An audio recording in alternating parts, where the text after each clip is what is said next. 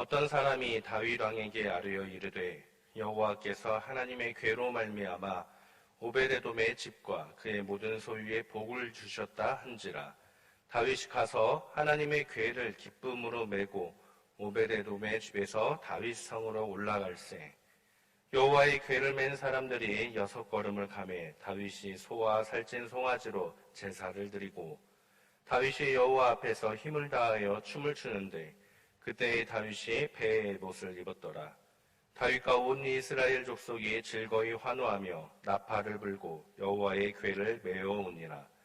여호와의 궤가 다윗 성으로 들어올 때에 사울의 딸 미갈이 창으로 내려보다가 다윗 왕이 여호와 앞에서 뛰놀며 춤추는 것을 보고 심중에 그를 업신 여기니라.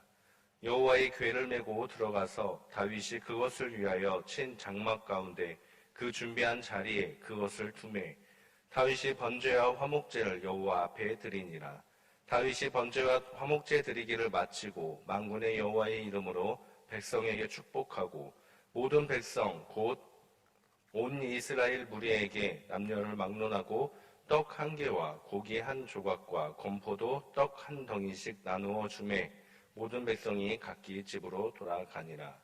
이것은 주님의 말씀입니다. 아멘. 하나님의 은혜와 평강이 함께하기를 기도합니다. 우리가 영상으로 드리는 이 예배 가운데 하나님이 임재하시고 은혜를 베푸셔서 오늘도 그 은혜 가운데 거하고 그 은혜를 누리고 나누는 세상에서 가장 행복한 하루가 되기를 주님의 이름으로 기도합니다. 다윗 하면 무엇이 떠오릅니까? 다윗 하면 물맷돌로 그 누구도 쓰러뜨리지 못한 골리앗과 싸워 이긴 사람, 또 이스라엘의 영원히 기억되는 왕, 또 지난주 새벽의 말씀처럼 사울은 천천히요 다윗은 만만히로다 라고 온 백성이 칭송한 사람. 이렇듯 다윗을 떠올리면 참 많은 수식어들이 있습니다. 그런데 다윗의 삶을 가만히 살펴보면 화려하고 이스라엘이 영원히 기억되는 왕이라기보다는 처절한 삶, 도망자의 삶이 그의 인생의 대부분을 차지하고 있다는 것을 알 수가 있습니다. 하나님이 사울을 버리고 다윗을 선택했을 때 다윗은 사울의 시기와 질투를 받았습니다. 그리고 사울은 다윗을 죽이려고 하고 이에 다윗은 사울을 피해 도망 다니기 시작합니다. 다윗이 무슨 잘못을 했기 때문에 도망치는 삶을 삽니까? 자신이 잘못한 일이 없음에도 다윗은 사울의 시기와 질투 때문에 도망치는 삶을 살게 됩니다. 또 사울이 죽고 다윗이 왕으로 등극한 후에 다윗은 참 많은 죄를 범하게 됩니다. 사무엘 하를 읽다 보면 다윗의 범죄와 그에 따른 하나님의 벌에 대한 내용이 가득합니다.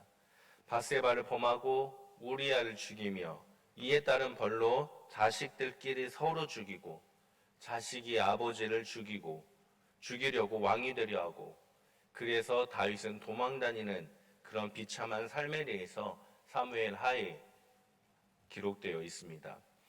또 다윗은 성전을 짓기 위해 건축을 준비했으나 자격이 없다라는 하나님의 말씀 때문에 그 모든 것을 그의 아들 솔로몬이 짓게 되었고 성전 건축의 그 영광을 아들에게 양보할 수밖에 없게 되었습니다. 이렇게 처절하고 비참한 삶을 살았던 다윗. 그러나 왜 성경은 그리고 이스라엘 사람들과 우리들은 다윗을 위대한 신앙인으로 생각하고 있을까요? 다윗이 비참하고 처절한 삶을 살았음에도 불구하고 우리가 다윗을 위대한 신앙인으로 기억하는 그 이유는 첫 번째로 그의 마음의 중심에는 늘 하나님이 있었기 때문입니다. 오늘 본문 말씀은 하나님의 언약궤가 성으로 돌아오는 내용을 담고 있습니다. 사무엘상의 초반에서 블레셋과의 전투에서 하나님을 자기 입맛대로 해석하여 전쟁하였으나 패하게 되어 언약궤를 빼앗기게 됩니다. 그 후에 블레셋이 그 언약궤를 다시 갖다 놓게 되고 그 언약궤를 아비나답의 집에서 보관을 하게 됩니다. 그리고 시간이 흘러 다윗이 왕이 되어 그 언약궤를 찾아서 성으로 가지고 오게 됩니다. 이때 다윗은 너무나도 기뻐서 춤을 춘다라고 성경은 기록하고 있습니다. 14절 말씀입니다. 다윗이 여호와 앞에서 힘을 다하여 춤을 추는데 그때 다윗이 베옷을 입었더라. 아멘. 하나님의 언약궤를 다시 찾아오게 되자 다윗은 너무나 기뻤습니다. 그래서 춤을 추었다라고 기록합니다. 그냥 추는 것이 아니라 하나님 앞에서 힘을 다하여 춤을 추었다라고 말씀하고 있습니다. 힘을 다한다는 것은 육체의 힘을 다하다라는 뜻을 가지고 있습니다. 온 몸의 힘을 다해서, 온 몸을 다해서 내가 가지고 있는 모든 힘을 다해서 하나님의 언약궤를 맞이하며 기뻐하며 춤을 추었다라는 뜻입니다. 한 나라의 왕인데 어찌 보면 권위가 떨어지는 행동입니다. 그래서 사울의 딸 미갈, 즉 다윗의 부인은 춤추는 왕 다윗을 보고 업신 여겼다라고 기록하고 있습니다. 업신 여겼다라는 것은 멸시한다라는 뜻입니다. 왕으로서 어찌 저런 행동을 춤을 출 수가 있겠는가 하며 멸시했다라는 뜻입니다. 부인도 멸시하였고 처절하고 비참한 삶을 살았음에도 불구하고 다윗이 위대한 왕으로 기억되는 이유가 바로 다윗의 마음가짐 때문입니다. 왕의 권위보다도 하나님 앞에서의 기쁨 때문에, 하나님이 기뻐하심 때문에 다윗은 체면도 버리고 온 힘을 다해 여호와 앞에서 춤을 추었다라는 것입니다. 다윗이 이렇게 춤을 추게 된 것은 그의 마음의 중심에 바로 하나님밖에 없었고 하나님이 기뻐하시는 것만을 행해야 한다는 그 마음가짐이 있었기 때문입니다. 다윗은 그의 마음에 하나님만이 가득했습니다.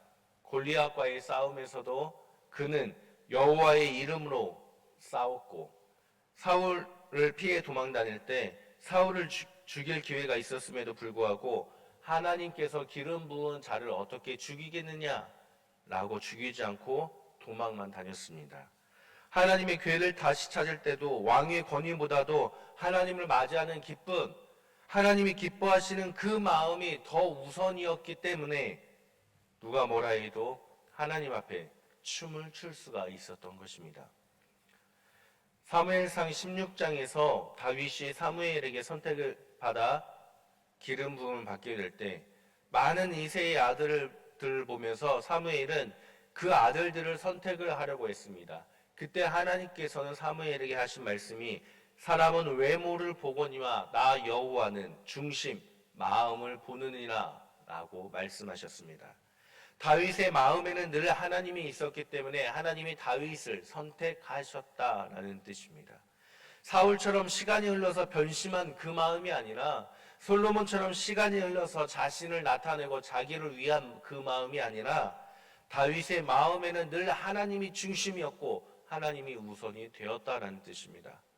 마음의 중심이 있는 하나님, 그 하나님 때문에 도망자의 삶을 선택하게 된 것이고 그 하나님 때문에 왕의 권위보다도 여호와 앞에서 온 힘을 다해서 춤을 추는 것을 선택한 것입니다. 사랑하는 성도님들, 우리 마음속에는 무엇으로 가득 차 있습니까? 우리는 다윗처럼 늘 마음의 중심에 하나님이 있고 하나님이 우선적인 선택을 하고 있습니까? 어떠한 상황에서도 내가 때로는 힘들고 내가 때로는 어렵더라도 하나님께서 기뻐하시는 일이다라는 것을 염두하고 그것을 선택하며 살아가고 있습니까? 사랑하는 성도님들, 오직 하나님이 기뻐하시는 것을 마음에 두고 그것을 선택하여 살아가시는 성도님들 되시길 바랍니다. 그것이 다윗을 위대한 신앙인으로 만든 일임을 기억하시기를 바랍니다. 비참하고 처절한 삶을 살았던 다윗이 위대한 신앙인으로 기억되는 두 번째 이유는 다윗은 범죄에 대해 회개를 한 사람이었기 때문입니다. 사무엘 하를 읽다 보면 다윗의 수치가 적나라하게 드러나고 있습니다.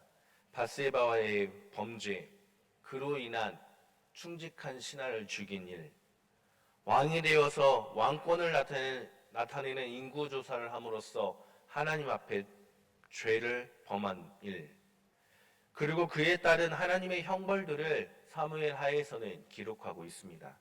위대한 신앙인으로 기억하는 다윗 역시 우리와 똑같은 사람이다라는 것을 성경은 알려주고 있는 것입니다.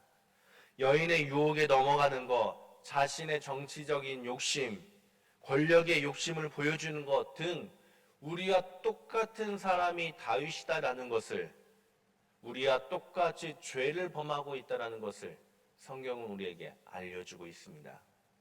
그럼에도 다윗을 위대한 신앙인으로 기억하는 이유는 그는 하나님 앞에 죄라는 것을 깨닫게 되면 자신이 죄인임을 인정하고 하나님 앞에 회개하며 돌이켰기 때문입니다. 하나님이 기뻐하시는 그 삶으로 다시금 돌이켜서 죄인의 삶에서 벗어나 하나님이 기뻐하는 삶을 살았기 때문입니다. 그것을 우리는 회개라고 합니다. 반면에 사울은 다윗과 똑같이 권력과 유혹에 범죄하였음에도 불구하고 회개하지 않았기 때문에 하나님은 그를 버리셨다라는 말씀을 우리는 기억해야 됩니다.